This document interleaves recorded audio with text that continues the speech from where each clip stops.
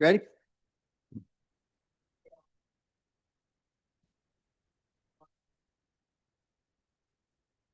Are we on camera? Now I committed a felony here. All right, everybody, good afternoon. How are we doing? All right, I'd like to call to order the December 2nd, 2025 meeting of the City of Charleston's Committee on Ways and Means. Thank everybody for being here on time and a little early. And I think Councilmember Brady is out there. If he is, I'd like to ask Councilmember Brady to lead us in an invocation, please. Thank you, Councilmember Seegings. If we can all bow our heads. Lord, in this season of giving, as we think about those less fortunate, we ask for your wisdom and blessing on our deliberations here so that we can continue to deliver the quality services that's expected of your holy city, our city, the city of Charleston, and that we may continue to serve our constituents in the best way forward and providing the best services possible for our constituents and their children to enjoy a great quality of life. Amen. Amen. Thank you very much. Okay, let's get to it. First is approval of minutes from November 18th, 2025. We got a motion and a second. Any additions, deletions, corrections? If not, all in favor? Aye. Aye. Any opposed? The ayes have it. Next, bids and purchases. Can I get a motion? Motion. Second. Any discussion, questions? If not, all in favor? Aye. Aye. Any opposed? The ayes have it. The next couple of items, one is reconciling this year's budget, and the other is approving the new one, so we'll take them separately. Hospitality fee budget A is approval of the 2025 amended hospitality fee budget. We've got a motion. We've got a second. Questions, comments on the 2025 amendment? If not, all in favor? Aye. Any opposed? The ayes have it. B is approval of the 2026 approval. proposed hospitality fee budget. We got a motion and a second. Chairman Gregory, do you have any comments from this year's meeting? Other than I think that the way we've done it this year is a little differently, but I think it adds a bit more integrity to the process. So I move for approval. All right, we've got a motion and a second and comments from the chairman of our ATAX committee. Any questions from any member of the committee? Not all in favor? Aye. Any opposed? The ayes have it. Next is the recommendations for the State Accommodations Tax Advisory Committee. First is A, the 2025 amendment of the State Accommodations Tax Budget. Can I get a motion? Move for approval. Second. Any discussion, questions, comments? Not all in favor? Aye. Any opposed? The ayes have it. Next is the 2026 proposed State Accommodations Tax Budget. Can I get a motion? So move. Any comments, Councilmember Gregory? Same as before? Yes. All right, great. Any discussion? Not all in favor? Aye. Any opposed? The ayes have it. Next is the approval of the year 2026 proposed stormwater utility fund budget. Move for approval. Got a motion and a second. I'm looking at Councilmember Waring. He's looking back at me. He's thinking, he's leaning in, he's back. All right. He just, all right. Any discussion? All in favor? Aye. Aye. Any opposed? The ayes have it. Number 7, 2026 municipal accommodations fee ordinances for capital projects and operating expenses. This is actually 2 ordinances. It's going to be up for public hearing. So do I have a motion? Second. Any discussion? You good? All in favor? Aye. Aye. Any opposed? Any opposed? The ayes have it. Okay, number 8, 2026 general fund and enterprise Move for funds approval. expenditure Second. budget. We've got a motion and a second. This is an ordinance. Any discussion? All in favor? Aye. Aye. Any opposed? Well, The ayes- we need to make I'm sorry. We need to make an amendment. Amendment to this. to- Sorry, yeah, sorry. All right, we've got amendment. Can I get a motion? Can I get a So, motion Move for out? approval with the amendment. So just for discussion, I'll second that motion. And for discussion purposes, the amendment is what was posted originally was the 2% COLA budget. The Budget Ad Hoc Committee asked that we go back and look at how to increase that COLA from 2% to 3%, which is about a $1.7 million add to the budget. So we figured out how to surgically, and I give hats off to Amy and Andrew for their hard work on, and department staff and section chiefs for being creative on how to come up with that 1.7. So we are able to present an amended budget than what was posted that does hit the 3% COLA. So what I would propose, this amendment is for the 3% COLA balanced budget as a result. I think maybe best, and I was gonna, I had these reversed. I thought this was number 9. So if you don't mind, Mr. Mayor, I'm gonna read in what I think you were just trying to say Yeah, into the record perfect. and what the motion actually will be based on what has been published in our agenda. How's that work? All right. Amend the proposed 2026 draft general fund enterprise funds expenditure budget to reduce expenditures in the amount of $1,706,307 in the following departments: personnel, fringe benefits, operating and capital accounts, budget and finance and revenue collections, executive, fire, information technology, police, public service, and non-departmental, in order to provide an additional 1% COLA, which will then total 3% for all city employees, and thereby increasing personnel and fringe benefit accounts within all departments as appropriate. That was the motion, Mayor's motion. Can I get a second? So second. We've got a motion and a second for an amended budget, which will include a 3% COLA for our employees with some modest budget trims across departments. Motion and a second. I see Councilmember Waring's hand up. Councilmember Waring. I want to give a big round of thanks to the mayor, his executive team, and certainly our budget finance department. She looks so cool over there, and we all know she works at midnight and beyond. I mean, we all have gotten emails from her beyond midnight. And the public doesn't even know about that. You know, when we talk about going above and beyond, I mean, we just got such dedicated employees. To come forward, the easy thing to do would have been to ram through the previous budget as opposed to this amendment.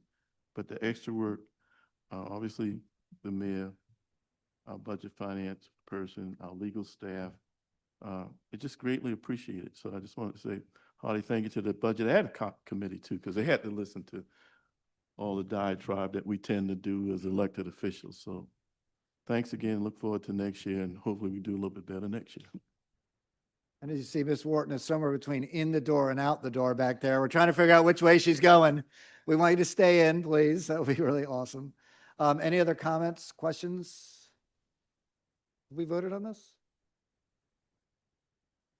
Okay, great. Any other comments? I think we all echo Councilmember Waring's sentiment for our staff. It's an incredible process. This budget doesn't just happen overnight. It's a long process and it is arduous, and we worked on it as recently as 30 seconds ago. So here we go. All right. If there's no more discussion, I'll entertain a vote. All in favor? Aye. Aye. Opposed? The ayes have it. Please let the record note that the 2026 budget of the city of Charleston has been passed on first reading unanimously. Next, number 9 is the mirror image of that, the general fund and enterprise funds revenue budget. We've got a motion and a second. Is there any discussion, any comment? Mr. Mayor, anything you'd like to say about it? Again, echo all earlier points, and especially hats off to the BFRC for all their hard work. Mr. Mayor, what does BFRC stand for? Budget, finance, and revenue collections. I didn't know that one. Thank you. We're covering for you. Thank you, Mike. You're welcome. I just didn't want you to stumble here. We're doing so well. All right. Do we vote on that? All right. Can I get a vote, please? All in favor? Aye. Aye. Any opposed? The ayes have it. I see Ms. Wharton coming in the door and to the microphone. Might still be working on the budget. I just wanted to mention with the stormwater budget, because that also had 2%, that we'll bring it back next time to increase that with the amended 3%. Okay. Okay. So that'll be amendment in our next meeting. Okay, great. Thanks. All right.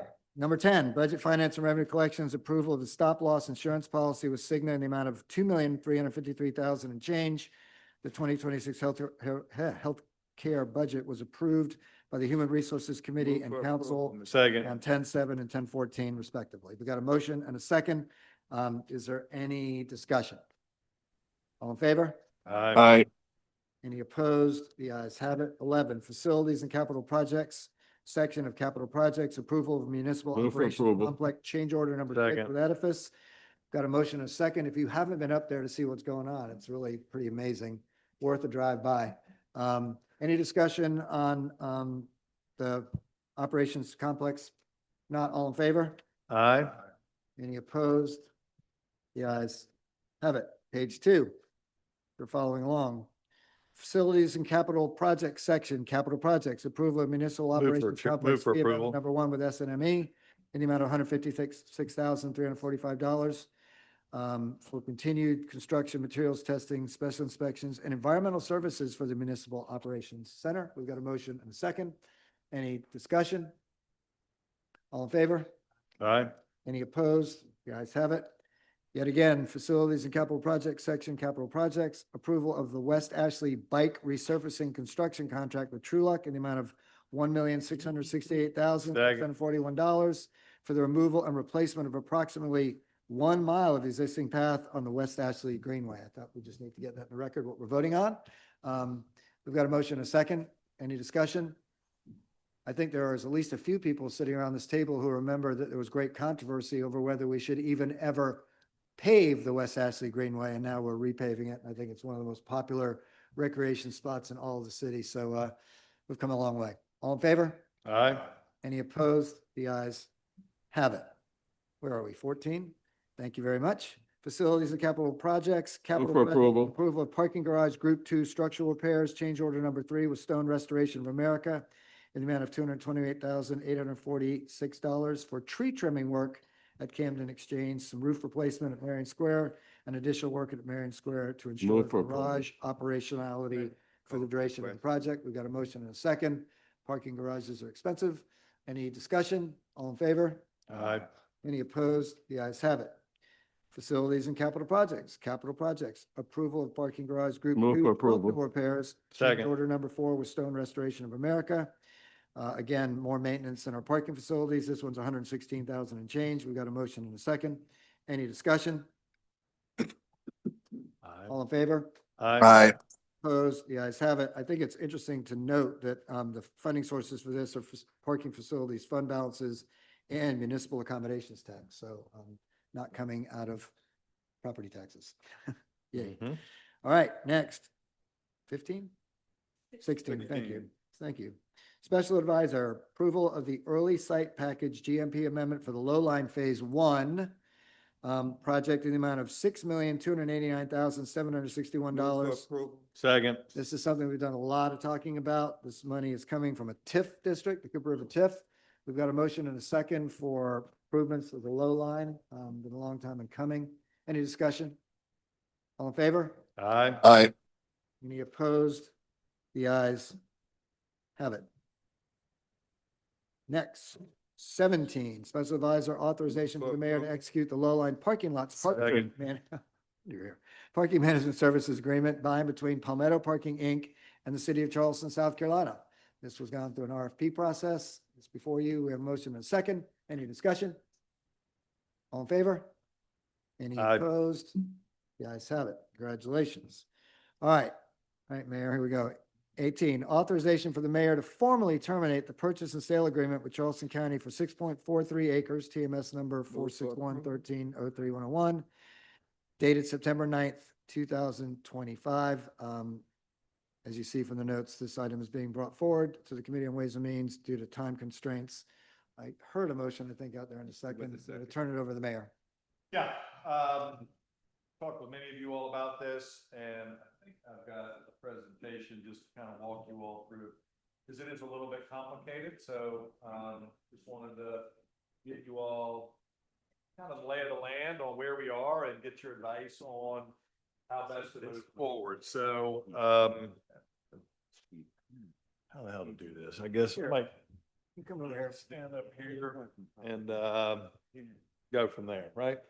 So you all will recall, just setting the record here, we're under contract to purchase 995 from the county to help in the effort for affordable housing, specifically to work with the Housing Authority to do the Build First program, where we can ultimately replace all of the public housing, the majority of the public housing on the peninsula, but do it in a way that doesn't displace any current residents and also adds to the aggregate number of affordable housing. So, okay, let's see what we got here. Need a little hand. Next slide. There we go. These were the different, this is Project 3500 is what we call it here. And approximately 1,000 of the units, you'll recall, are off the peninsula. 2,500 of them, net new affordable housing units, would be on the peninsula. And a big part of this would be we need a site near the Housing Authority properties to do this Build First program. And that's what the 6.5 acres from the county would serve as currently. Now, next slide.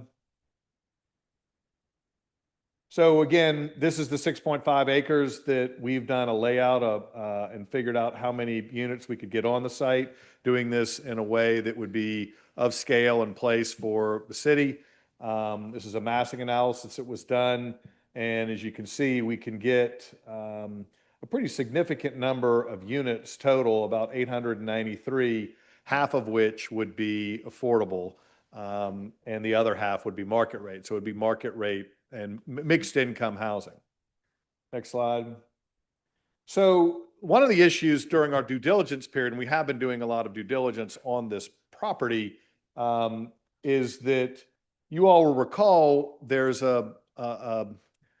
another owner that comes right down the middle of it that is Lupert Adler, and that's part of the owner of Laurel Island. And the reason they purchased that from the county, which they paid several years ago, $5 to $7 million to the county for that strip, was to create a bridge across the railroad line and across Newmarket Creek onto Laurel Island.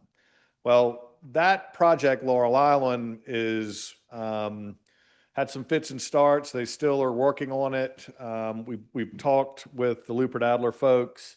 Plans haven't significantly changed. They're looking at all options though, but there's no active contract on the redevelopment of that. So I don't see anything imminent happening on Laurel Island. And as a result, we would need to figure out what the use of this would be in terms of how we would plan for the site. Because if you go back a slide, well, you can see here, we have a street going through, that would be the extension of Cool Blow, which is basically what it's aligned with. You can move forward. If you don't have that, how you configure the lot, or how you configure the development would be a lot more challenging. So move forward. Oh, I think this might be working. I got it working now, I think. So other complications of this property is the Limois line, which is runs along the front of the property along Morrison Drive. It's also part of the Laurel Island PUD and development agreement, which again, there was a lot of a close relationship there initially, but that's not necessarily the case anymore. So there's a pretty strong argument that it shouldn't be in the Laurel Island PUD anymore, nor should it be part of that development agreement, because they in a way kind of hamstring one another, that you've got to get one to work with the other. Does that make sense? So there's a complexity. And then of course, one of the things that we've had a debate over with the county, and I think we have a pretty strong position at the city, is that there's a tech overlay that was put on this property, 10 years ago that I think some of you are on council and were here part of that. The county has taken the position that doesn't apply. Our zoning and legal administrator, and I think many of you here on council that were there, will agree that the intent was that it does apply. So those are just complexities related to this site. So what we did originally with them, and I think this is important to just go back in time just to set the record straight, and this isn't meant to be a negotiation or anything like that with the county, but it is just important, I think, to clarify what efforts have been made so we can make an informed decision. So initially, we offered the county two options. One, we would pay them $25 million for the property, which we felt the value was. Or they could contribute the land and we would pay $25 million towards the vertical construction in a partnership.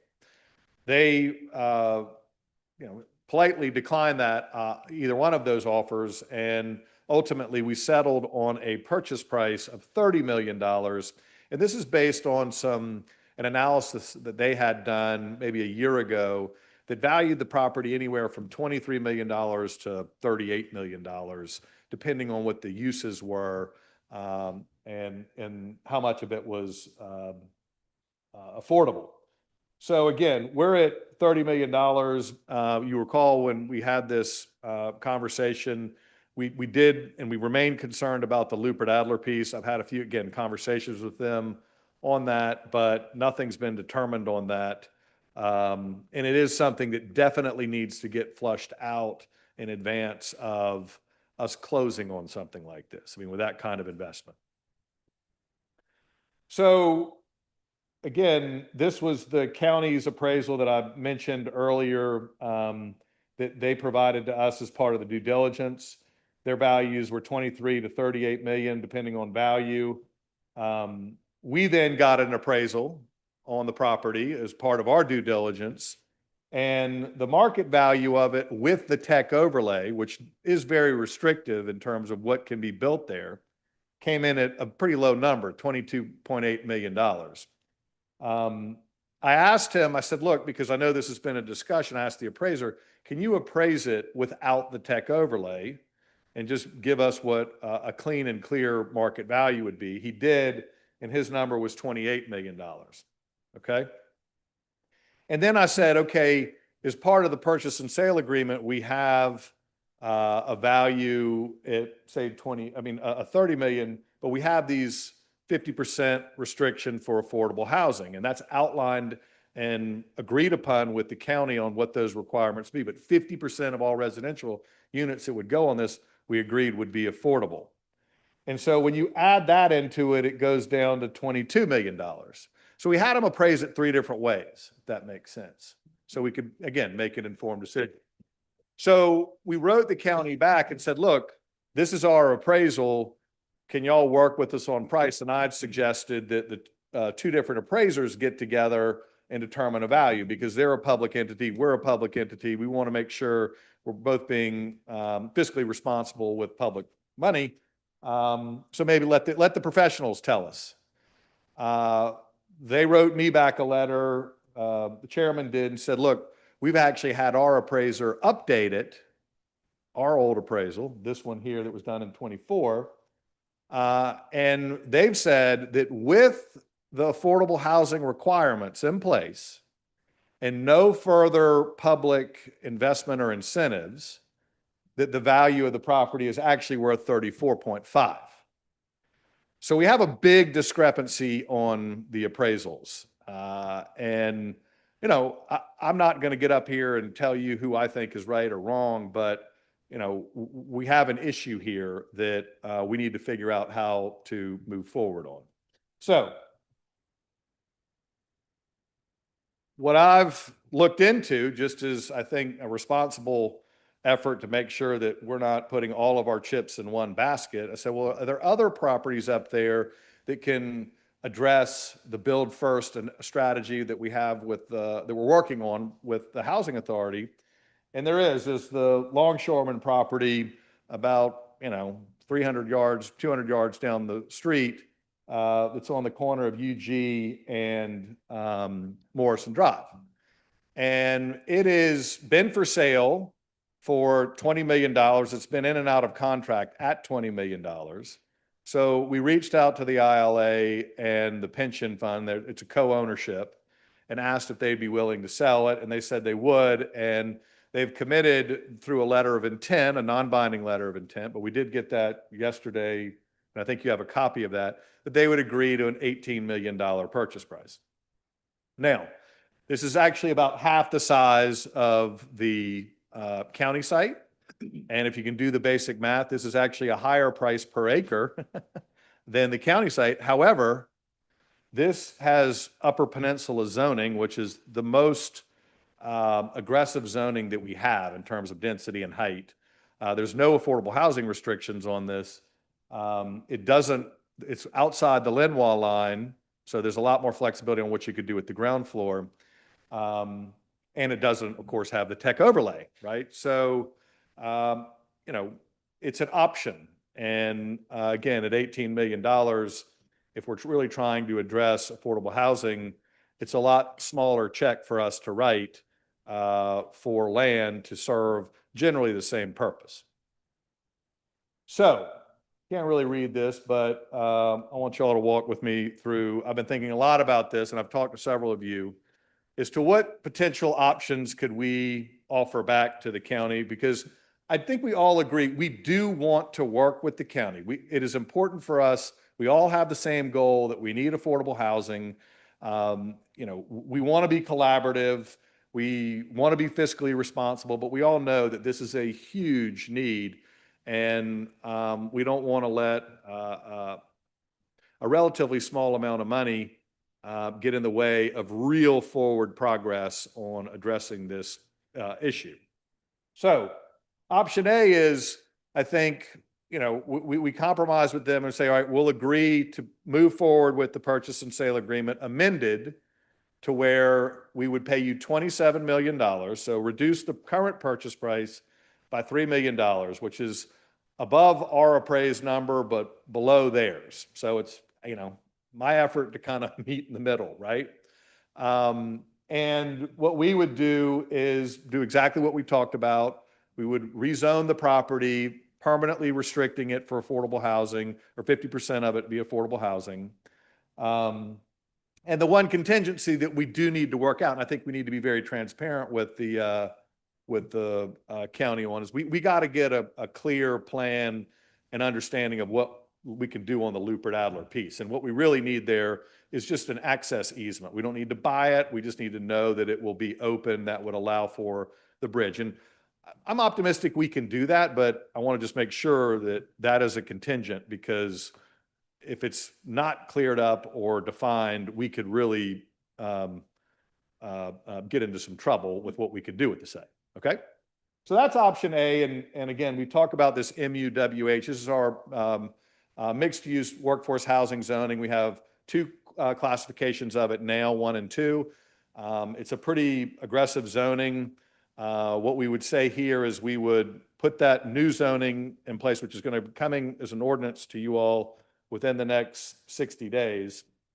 And what it'll do is it basically takes what MUWH is now, but it makes 50% of the units be permanently deed restricted for affordable housing on a sliding scale, which I can provide. So it's not all 120 or 80 or 100 or 60, but it's a sliding scale. So we have true mixed income on the property. So that's option 1. And hopefully, you know, they'll see a way to agree to it. Option 2, or B, is we terminate the agreement with the county, and we moved and go under contract with the ILA for $18 million. That's $12 million left that would go back into the Cooper River Bridge TIF that could be spent in other ways, okay? And we could still do the build first strategy on that site. We could build probably 200 to 250 units on that site, build there, and then start phasing in on the Cooper River courts and other properties. So we could still do what we want to do. What we would ask in this scenario, though, and I think would start to really look like a win-win, is for the county to agree that to allow us to rezone 995 as MUWH3, the same zoning that we would be putting on the property we'd be buying, as well as we're proposing for all of the housing authority properties. That, again, is this 50% permanent restriction. The reason why I think the county would be open to that is because their appraisal said it assumed at $34 million, 50% of it being affordable. So if they can potentially get more money, and we can get, and collectively we, meaning the county and the city, get affordable housing on that site that we don't have to put our capital into, well, that's kind of the best of all worlds. So we would ask them to rezone the property. We would even, and I think this was something that I spoke with, if I may, Councilman Waring on, that I think is a good idea. We could take some of those savings from the $12 million, you know, and we could actually go to the county and say, look, we'll work with you to design your site as well as our site, because you really want to do it all together. And this is kind of a partnership structure we're looking at with the housing authority. We're kind of coming in together with land. We, our staff, which we're much better equipped than the housing authority or the county to help master plan with private sector contractors what the site would look like, what the various sites would look like, and basically get it to a point that would be fully entitled and ready for development, ready for the private sector to come in. So we could agree, we could work with them and say, look, you can contribute your land into this effort rather than competing with us on 2 RFPs, like they're bidding for private sector to come in and develop, we're bidding down the street and with the housing authority. It just would be a little disorganized and confusing to the market, I think.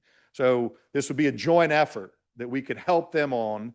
And ultimately, when the private sector does come in, that they would pay cash and take out the county. And the county, in theory, would get more money than we can offer to them. We would get the affordable housing, and there would be a joint effort in terms of the development. Are y'all following me on this? Okay. Good, because I've been thinking about how to present this over the past few hours because it gets a little confusing. So again, this would be, I think, a pretty incredible and unique partnership with the Housing Authority, the ILA, the city, and the county to work together on what we all agree is necessary. And so that would be something we could propose and work through the county on the details for that I think, again, could be a win-win. The third option is, and I hope we don't go here, but if the county's just like, look, we're not going to reduce the purchase price. We're, you know, if you want to terminate, you can terminate. And we're not interested in any rezoning or working with you all, which again, I hope is not the case. But if that's the case, then all right, we terminate that agreement. We still move forward with ILA. And the only thing I want to just go on record, and I think there's a consensus here, is that if option C is the way the county would prefer to go, that's fine. That's their prerogative. But the tech overlay, the city's position is that the tech overlay does apply. We, however, are not doing that to be overly difficult. But if we're saying, I think on the record, that if and when a developer comes and wants to remove it, we are open to it and would be willing to work with them, but it will be contingent on some level of affordable housing that would be similar to the MUWH3, which again should not impact their value. So it just gives us the assurances and the future assurances that the site will be used again, in part for affordability. So those are the 3 options. And then one other thing I wanted to just point out here that I think would be incredibly helpful and impactful is that if the county agrees, we would agree on any of these scenarios to, on our part, to extend the Laurel Island TIF, which their property is in, by 10 years. And we would hope that they would do the same, because that would be a huge potential funding source for public infrastructure and park space and flooding, resiliency efforts and the like. So what I'm asking for you all as a committee and council is for your blessing to move forward with offering the county these 2 options, options A and B. C is really kind of a fallback if they don't take either one. And we'll work through the details and come back to you for approval, of course, on anything, any amended purchase and sale agreement or new purchase and sale agreement with the ILA. So happy to address any questions you all might have. I know it's a lot to take in, but this is important and I think could be incredibly impactful. Thank you for your patience. Yes, sir. Let me ask a quick question. If this takes place, either A or B or whatever the case may be, in the affordable piece, will that still, how long would the affordable piece stay in place? Are we gonna stipulate Permanent. The permanently? zoning would be permanent. 50% of the units would be permanently restricted for affordability. We So, can zone it and, Perpetuity, just, and deed restriction, Zone it and deed restrictions. Yeah. Yeah. because zoning could be changed by council, deed will be a lot tougher. so I that's think what we I got- was, alluding to when we first met with them and asking them to work, that we can work in conjunction with each other since we are both a municipality. That's why I was saying when we met with them, Councilman Seekins was there. And we met with them in the beginning. I think all this could have been taken care of at that point if they was agreeing to it. So, and all this wouldn't be coming up.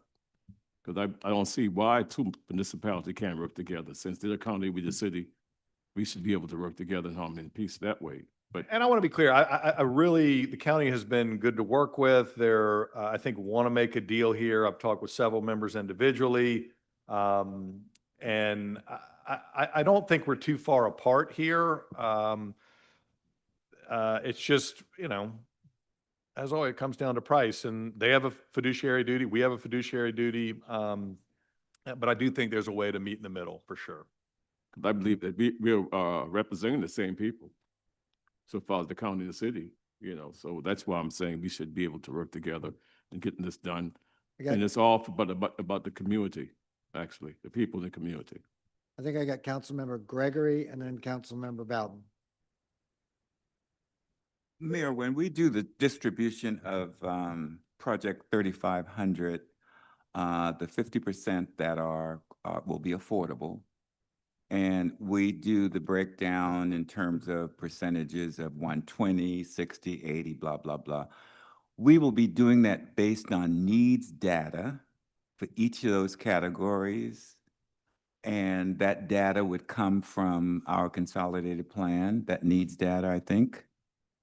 In other words, how do we determine what percentage, let's say the 60% and below should get? Is that going to be based on need? It's actually, it's based on, I'll show you the table, but Okay. it's in the purchase and sale agreement, which I think you all have, the original purchase and sale agreement. I did see that, but even when I saw that, I'm still trying to find out how do we get to the percentages of affordability for each one of the categories? Is that based on needs data that we have? In other words, Are you talking about the distribution of the 50%? Yes. What the criteria? How the breakdown- yes, Okay. yes. How do we get to the breakdown of that? Is that based on needs? It's based on the data from Gianna's department as well as Bloomberg. They did a deep dive into the AMI need based upon the various areas of the city. So we were looking at neighborhood by neighborhood and downtown neighborhood. We did an assessment with Bloomberg on that. Okay, because that's very important. Thanks. So there wouldn't be an absorption issue. right? Okay, Got it. thank you. Good point. Councilmember Bowden. I just wanted to echo because, some of the things I've read and I understand that this sort of, this was an ambitious deal to begin with and, that's what we need right now.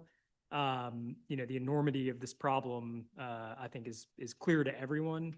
So I just wanted to echo that in my conversations with county council members as well, they are equally dedicated to the goal of affordable housing here. So, I just didn't want this moment to pass without pointing out that, nobody's at each other's throats. This is a, mild disagreement with everybody trying to do the right thing and ultimately ending, at the same goal or maybe even, something a little bit better at the end of the day. So, I understand that it's sort of tempting to look at these things as if, it's a zero-sum game, but I don't think anybody here or at the county has been viewing it that way. Yes, sir. Councilmember Waring. Can we put the choices back up, the A, B, I and think C? that's a good idea. Can we get the PowerPoint put back up again and the last slide on the screen, please? Thank you. Hmm? That one. Yep, that slide right there. Perfect. Thank you. Well, thank you for getting that up. I think it's imperative that, obviously, option C, everybody can understand that one. That's the last one. But option A and B, B gives site control. To get any kind of development done, I don't care if it's a single family house or 800 units of 50/50 affordable market rate housing, you got to have site control. At any point in time, option A is going to have a little problem with site control because of Mr. Adler and his team. Option B not only gives the city site control, but it also gives us additional liquidity to partner, something that prior to this discussion, as far as a body, it was a goal, Councilman Bowden, to partner, but we actually could partner and actually come to the table with some money to partner with. And it gives the city and the region an opportunity potentially to have both sites with affordability built on them. Option A gives us one site with affordability built in. I don't want to lose the opportunity to build first. So, Mr. Mayor, can you explain, hypothetically, we go with option A, what happens to the ILA transaction at 18 million? Well, simply put, we can't do both. We don't have enough money in the TIF to do both. I mean, they're both expensive pieces of property. So I think the concern with control and being kind of masters of our own destiny, so to speak, with the county site, assuming we could reach an agreement with the county, you're right. I mean, we also have to reach an agreement with Lupert Adler in order to have a guarantee that we can do this larger partnership with the housing authority. The ILA site, that's not a problem. We don't have any of those potential obstacles. I mean, there'll be other headaches, I assure you, but no big potential roadblocks. So I think if we could work on them both, again, I think, and put capital towards it, which would allow us to do it, and ultimately get the county the kind of funding and money that they're looking for, to me, it's a win-win. So that's the key point. One of the silent assets that we have in the room right now is Ms. Gianna Shaw Johnson. One of the things she does not a good job at, but an excellent job at, is leveraging monies into multiple projects over her career. Okay.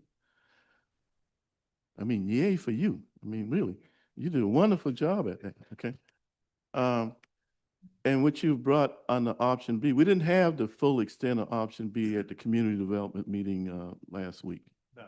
We do now. So this is I mean, there's a potential of having over 1,000 units, more than 1,000 units, 800 at that site. I don't know how much you get at the Hugie and 160. But anyway. no, I think what I mean is 80 units an acre, 2.5, 3 acres. Yeah. All right, so we could be north of 1,000 units, half being market and half being affordable. And a week ago, we didn't have that opportunity. So the flexibility of option B, I would hope the county would want to accommodate that, because we did not have an option that gave us revenue to partner with the county to create affordability together. Now, the county, one of the best examples of affordable housing in the state, is a project that the county has done decades ago. It was the old Salvation Army building down on Wentworth Street in Society. It's owned by the county. It's run by a nonprofit. It pays no property taxes. It doesn't have the profit motive, and it's covered by the state reinsurance fund, which means they don't go to Allstate and State Farm like the rest of us and have to buy market rate coverage in a hurricane-prone region. That's the quintessential example of affordability. But you know what? There's only one been created. In decades, only one. We got an opportunity to create a second. So this carries us to exponential level of, if you will, affordability. If we were to, um, option B, have liquidity to go to our partners in the county to say, let's do something even bigger. Thank All right, any other comments, questions? If I could just get a point of clarification, I mean, I think that was very well put. The more I've dug into it, the more I think option B, details to be determined, makes the most sense. I would like to just get clarity from you all in terms of direction, because time is of the essence here. I mean, our due diligence doesn't run out until January 7th, but if we're gonna, flush this out, I think we owe it to the county, to give them a response. So would I be going back with option A or B or option B? I was about to get to that. Oh, sorry. But thank you. So, between the beginning and the end of all this, we did have a motion on the floor, which was to terminate the contract. I don't think that's probably what we want to do. What I would humbly suggest is proceed with some caution, but also with some speed, and arm the mayor with both options to go and talk to them. Option B, I think, really came together in this PowerPoint about 3 o'clock this afternoon.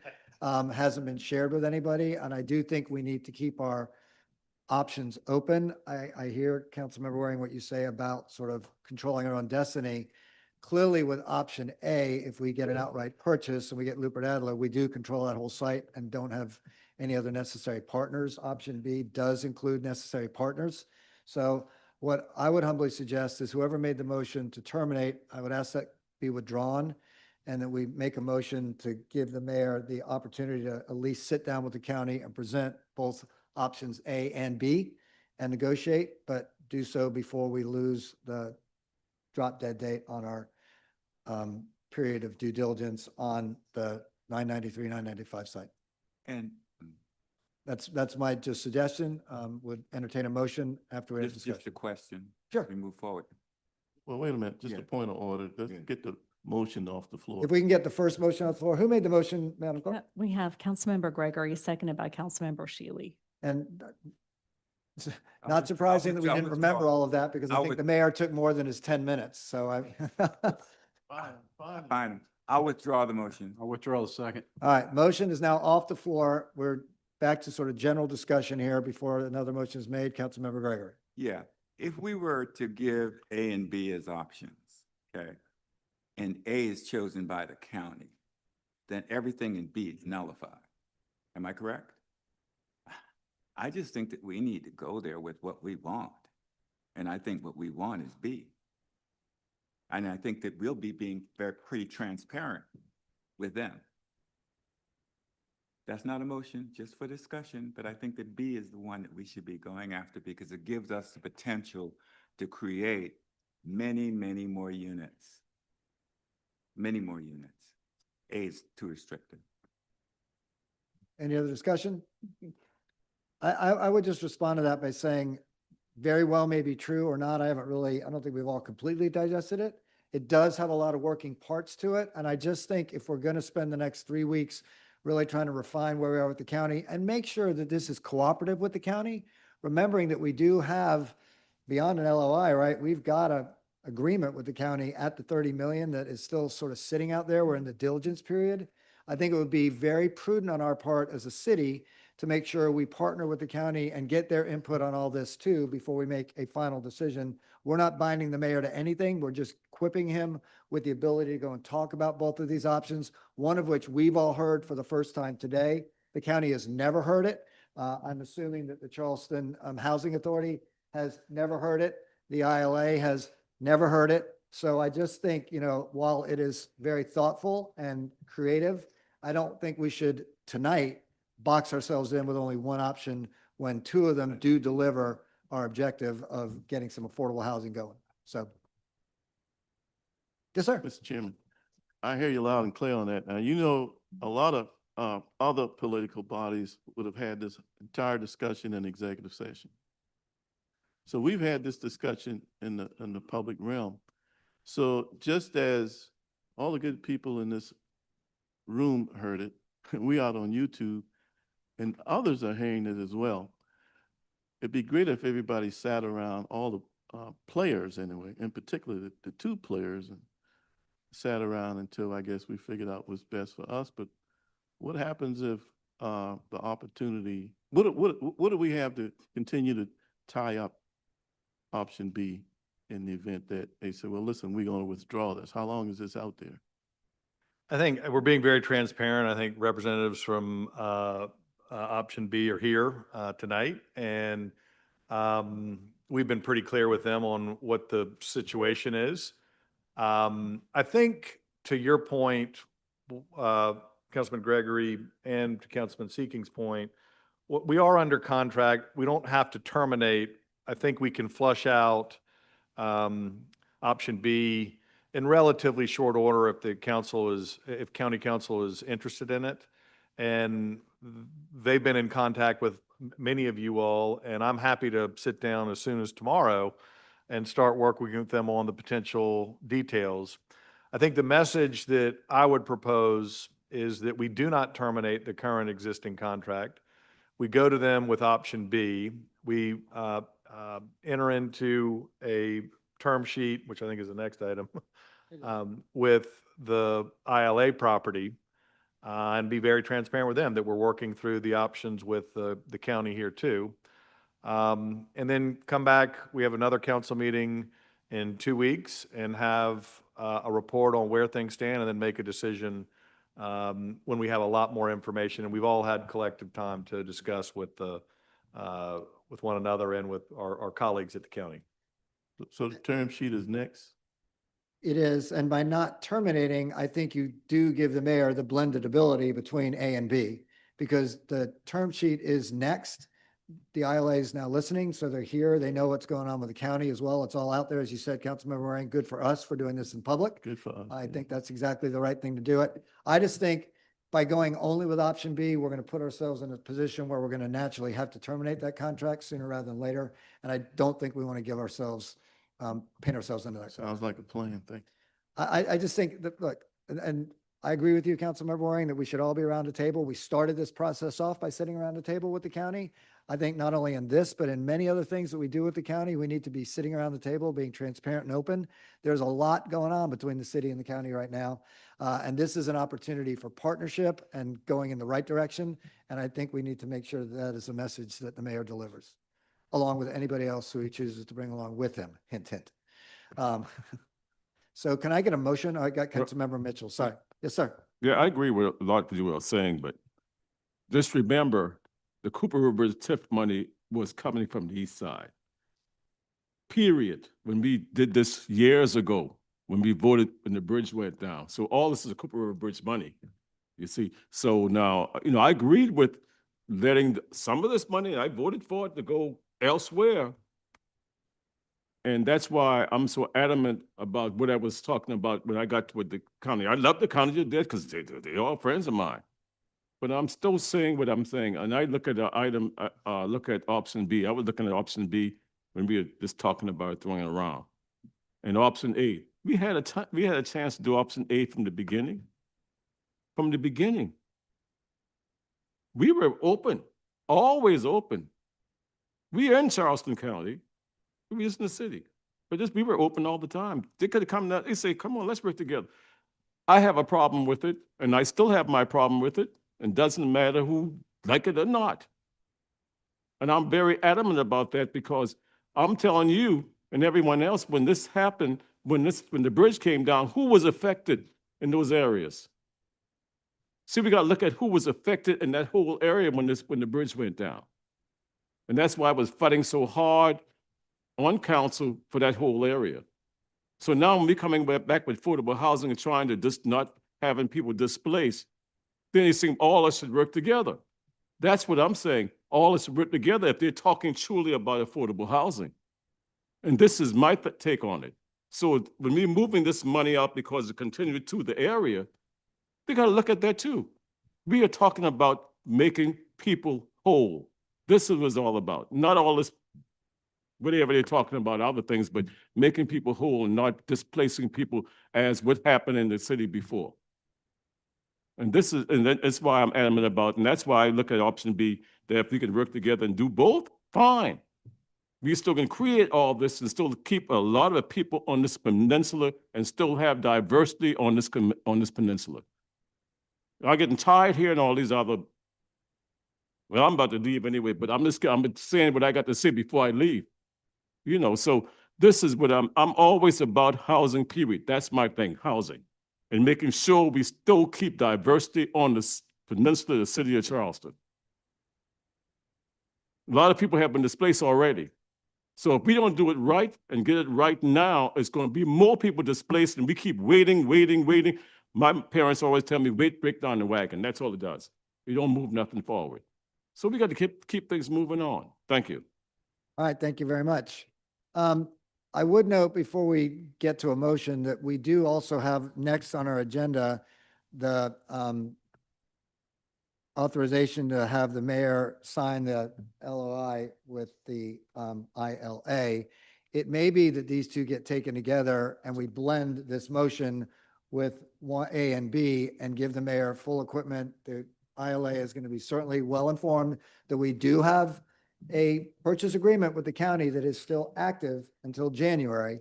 And this is all going to be foisted on the county for the first time in toto now.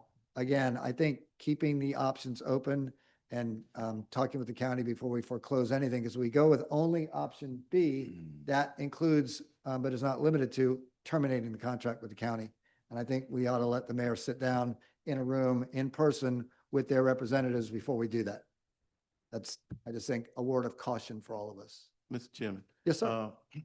All due respect, we do have the due diligence period that runs through January 7th or 6th or 7th, as I understand, Right. on the current agreement. We do. So going to the county with option B doesn't terminate that agreement. Okay, so we took that motion off the floor.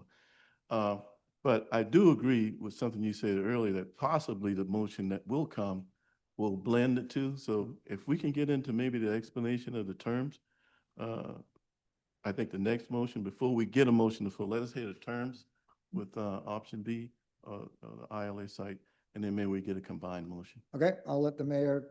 Just before you do that, I Sure. just have, I wanted to make sure.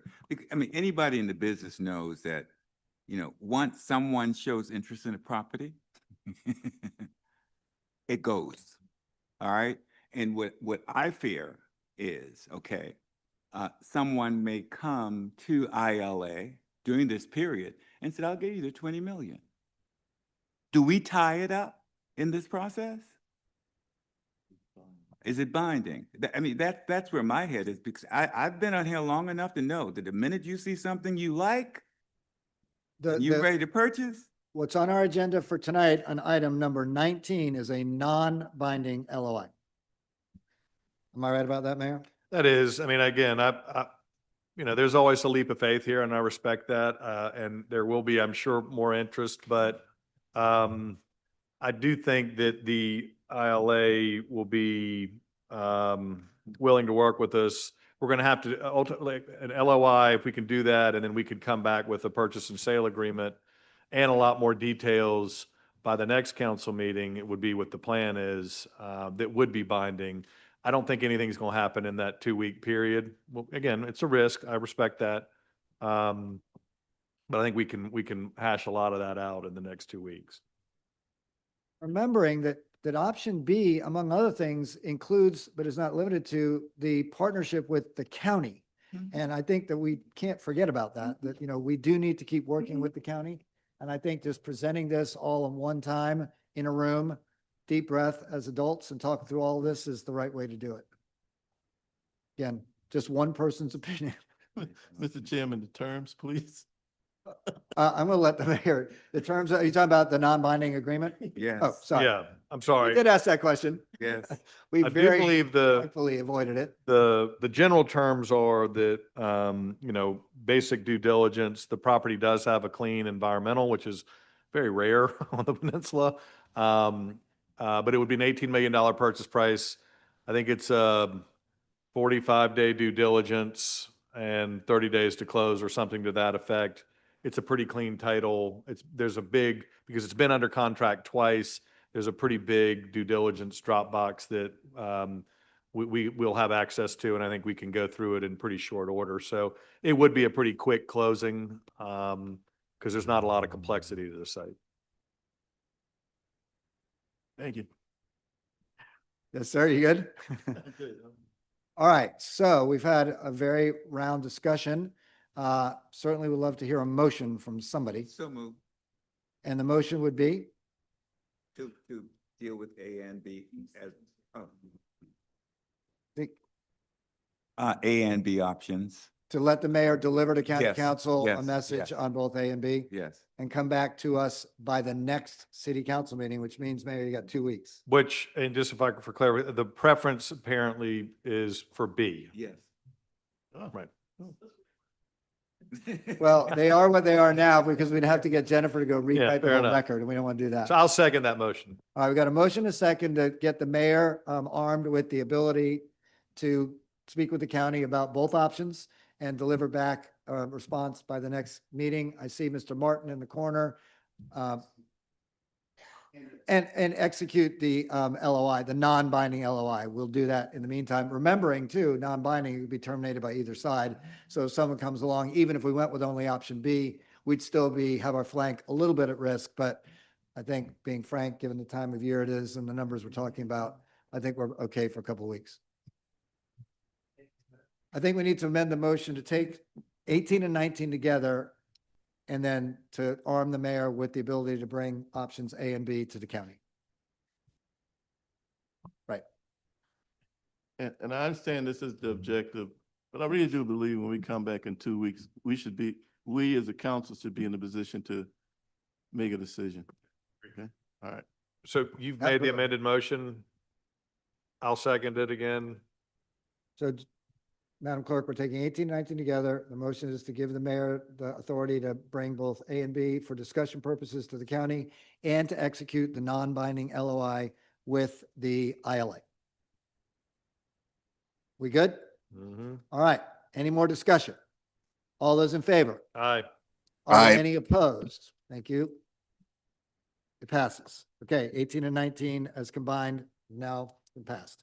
A few more things still on our agenda. We'll get through them pretty quick. 20 is the Committee on Real Estate, which was met on Monday, November 17th. I don't believe Chairman Appel is here. So I'll take it. Vice Chairman Tinkler is going to take the reins here. Yes, sir. So the Committee on Real Estate met on Monday, November 17th. Save for the discussion about the Gamecocks and Texas A&M game, it was probably the shortest meeting on record. There were 8 annexations, all residential, all passed unanimously. There is one change that I think the ordinance is on your desk where 1603 Jessamine Road is in District 7, not in District 2. So And that's item number That- 4. that's item 4, correct? So I would move to approve the report as amended. Motion to approve the report from real estate as amended. Councilmember Gregory? Oh. Are we going backwards? We got a motion on the floor. Do I get a second? Got a second? Discussion? Nope. All in favor? Any opposed? The ayes have it. Now I see Councilmember Waring hitting the green light. This is just a point of order, okay? 19 on our agenda says 17.5, okay? Oh, But correct. do we need to add the 18 to the agenda and vote on that? Right. Thank you. Thank you. So the number will be inserted as 18 in the LOI as opposed to 17.5. If there's no objection from the motioning party and the seconding party and the consent Well, of this let's- council, Let's just go through the motions of it. So you're gonna amend the motion. I move to amend from 17.5 to 18 mil. All right. all right. All right, all in favor of making that last minute amendment before we adjourn, say aye. We have to vote to add it to the agenda Vo- and then vote on the motion. All right. Okay. Do we have to do that? Yes. It's already on the Okay. agenda, so I think we're just Just amending changing the amount. the Okay, number. all right. I think we're okay. I think we're okay. I just want to make sure. I don't want anybody to come back on. Got a lot of years of experience here. That's right, that's right, that's All right, I think we're good. Madam Clerk, we good? Okay, If there's nothing else to come before the Committee on Ways and Means, by acclamation and with my great thanks, we are, oh. Yes, we did. Yeah. We did. Can we vote on the 18 No, million? no. Yes. No, we didn't vote. We voted on the 17. All right, all in favor? Aye. Thank you. All opposed? The ayes have it. All right, now we're good to go. By acclamation and thanks, we are adjourned. It's time for city council, -8 minutes. 5 minutes, 5 minutes.